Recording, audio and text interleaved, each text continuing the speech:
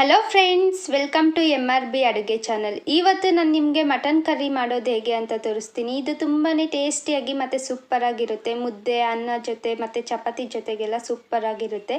ನೀವಿನ್ನೂ ನಮ್ಮ ಚಾನಲ್ನ ಸಬ್ಸ್ಕ್ರೈಬ್ ಆಗಿಲ್ಲ ಅಂದರೆ ಪ್ಲೀಸ್ ನಮ್ಮ ಚಾನಲ್ನ ಸಬ್ಸ್ಕ್ರೈಬ್ ಮಾಡಿ, ಪಕ್ಕದಲ್ಲಿರೋ ಬೆಲ್ ಬಟನ್ನ ಕ್ಲಿಕ್ ಮಾಡಿ. ಹಾಗಾದರೆ ಬನ್ನಿ ಇದು ಯಾವ ರೀತಿ ಮಾಡೋದು ಅಂತ ನೋಡೋಣ. ಮೊದಲು ಪಾತ್ರೆಗೆ 3 ಸ್ಪೂನ್ ಎಣ್ಣೆ ಹಾಕ್ಕೊಂಡಿದ್ದೀನಿ. ಗ್ಯಾಸ್ನ ಮೀಡಿಯಂ ಫ್ಲೇಮಲ್ಲಿ ಇಟ್ಕೊಂಡಿದ್ದೀನಿ.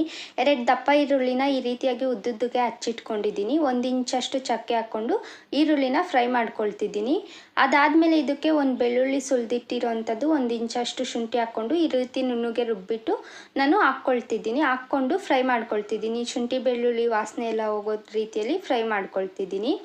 ನೋಡಿ, ಈ ರೀತಿಯಾಗಿ ಈರುಳ್ಳಿ ಕಲರ್ ಎಲ್ಲ ಪೂರ್ತಿ ಚೇಂಜ್ ಆಗಬೇಕು, ಬ್ರೌನ್ ಕಲರ್ ಬರಬೇಕು, ಅಲ್ಲಿ ತನಕ ಫ್ರೈ ಮಾಡ್ಕೊಳ್ಳಿ. ಅದಾದಮೇಲೆ ನಾನು 5 ಹಸಿಮೆಣ್ಸಿನ್ಕಾಯಿ ಹಾಕ್ಕೊಂಡು ಫ್ರೈ ಮಾಡ್ಕೊಳ್ತಿದ್ದೀನಿ. ನೋಡಿ, ಈ ರೀತಿಯಾಗಿ ಫ್ರೈ ಮಾಡ್ಕೋಬೇಕು.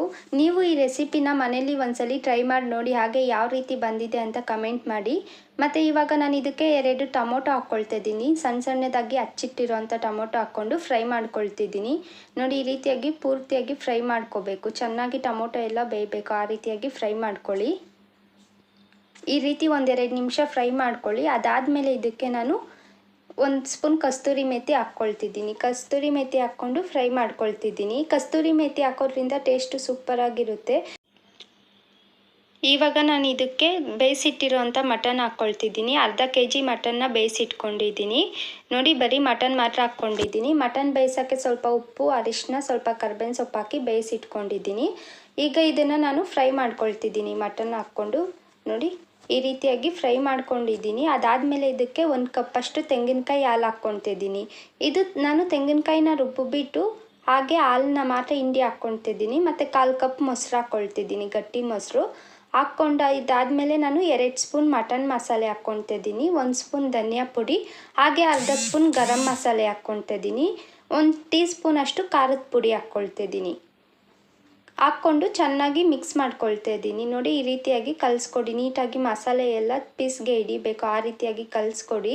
ಮತ್ತು ಆ ಮಸಾಲೆ ಸ್ಮೆಲ್ಲೆಲ್ಲ ಹೋಗಬೇಕು, ಆ ರೀತಿ ಫ್ರೈ ಮಾಡ್ಕೊಳ್ಳಿ. ನೋಡಿ, ಒಂದು 5 ನಿಮಿಷ ಆ ಥರ ಫ್ರೈ ಮಾಡ್ಕೊಳ್ಳಿ. ಮತ್ತು ಉಪ್ಪು ಹಾಕ್ಕೊಂಡಿದ್ದೀನಿ ರುಚಿಗೆ ತಕ್ಕಷ್ಟು. 1 ಏಲಕ್ಕಿ ಪೌಡ್ರ್ ಮಾಡಿ ಹಾಕ್ಕೊಂಡಿದ್ದೀನಿ. ಸ್ವಲ್ಪ ಕೊತ್ತಂಬರಿ ಸೊಪ್ಪು ಹಾಕ್ಕೊಂಡು ನಾನು ಇದನ್ನು ಮತ್ತೆ ಮಿಕ್ಸ್ ಮಾಡ್ಕೊಳ್ತಾ ಇದ್ದೀನಿ. ನೀಟಾಗಿ ಕಲಿಸ್ಕೊಡ್ತಾ ಇದ್ದೀನಿ. ಮತ್ತು ಇವಾಗ ಮಟನ್ ಬೇಯಿಸಿಟ್ಟಿರೋಂಥ ಸೂಪ್ನ 1 ಕಪ್ ಹಾಕ್ಕೊಳ್ತಿದ್ದೀನಿ. ಮಟನ್ ಬೇಯಿಸಿದಾಗ ನೀರಿರುತ್ತೆ ಅಲ್ವಾ, ಅದನ್ನು 1 ಕಪ್ ಹಾಕ್ಕೊಂಡು ಈ ರೀತಿಯಾಗಿ ಕಲಿಸ್ಕೊಟ್ಬಿಟ್ಟು ನಾನು ಇವಾಗ ಇದನ್ನು ಒಂದು 5 ನಿಮಿಷ ಕ್ಲೋಸ್ ಮಾಡ್ತಿದ್ದೀನಿ. ನೋಡಿ, ಈ ರೀತಿ ಚೆನ್ನಾಗಿ ಕುದಿ ಬರಬೇಕು. 5 ನಿಮಿಷ ಕ್ಲೋಸ್ ಮಾಡಿದ್ರೆ ಈ ಥರ ಕುದಿ ಬರುತ್ತೆ. ಇವಾಗ ಇದನ್ನು ಗೊಜ್ಜಾಗೋ ತನಕ ಕಲಿಸ್ಕೊಡಿ, ಗ್ಯಾಸ್ನ ಹೈ ಫ್ಲೇಮಲ್ಲಿ ಇಟ್ಕೊಂಡು.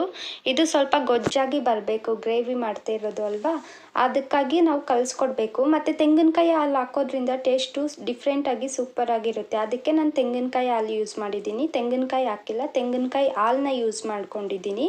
ನೋಡಿ, ಈ ರೀತಿ ಚೆನ್ನಾಗಿ ಕುದಿ ಬರಬೇಕು, ಅಲ್ಲಿ ತನಕ ನಾವು ಕಲಿಸ್ಕೊಡ್ಬೇಕು. ನೋಡಿ, ಈಗ ಪೂರ್ತಿಯಾಗಿ ಗಟ್ಟಿಯಾಗಿ ಆಗಿದೆ ಮತ್ತು ಗ್ರೇವಿ ಬಂದಿದೆ, ಎಷ್ಟು ಚೆನ್ನಾಗಿ ಆಗಿದೆ. ಇದು ತಿಂತಾ ಇದ್ರೆ ಸೂಪರಾಗಿರುತ್ತೆ. ನೀವು ಖಂಡಿತ ಇದನ್ನು ಇಷ್ಟಬಿದ್ದು ತಿಂತೀರ. ನಿಮ್ಮ ಮನೇಲಿ ಎಲ್ಲರೂ ಲೈಕ್ ಮಾಡ್ತಾರೆ ಇದನ್ನು. ಈ ವಿಡಿಯೋ ನೋಡಿದ್ದಕ್ಕಾಗಿ ಧನ್ಯವಾದಗಳು. ನೀವಿನ್ನೂ ನಮ್ಮ ಚಾನಲ್ನ ಸಬ್ಸ್ಕ್ರೈಬ್ ಆಗಿಲ್ಲ ಅಂದರೆ ಪ್ಲೀಸ್ ನಮ್ಮ ಚಾನಲ್ನ ಸಬ್ಸ್ಕ್ರೈಬ್ ಮಾಡಿ, ಪಕ್ಕದಲ್ಲಿರೋ ಬೆಲ್ ಬಟನ್ನ ಕ್ಲಿಕ್ ಮಾಡಿ, ಲೈಕ್ ಮಾಡಿ, ಶೇರ್ ಮಾಡಿ, ಕಮೆಂಟ್ ಮಾಡಿ. Thank you for watching.